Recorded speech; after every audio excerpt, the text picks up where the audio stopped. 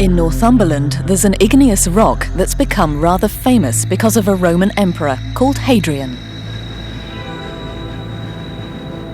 He was on a visit to this stretch of his overseas possessions in 120 AD. Apart from doing a tour of inspection of his troops, he'd come here for a special purpose. He'd decided that this remote part of his empire should be properly fortified. What he had in mind was a wall, built right across the country, a proper frontier that said, "Keep out, this is the Roman Empire."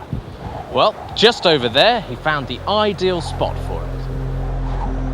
All of a sudden, the ground fell steeply away, and he found himself on a sort of cliff.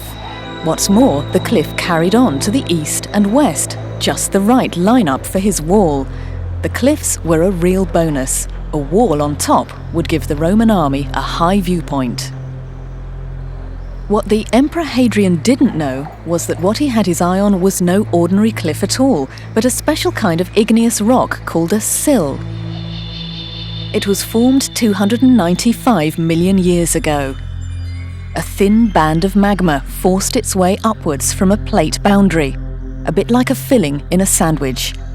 It stopped short of the ground surface, cooled, and solidified into a hard, resistant mass.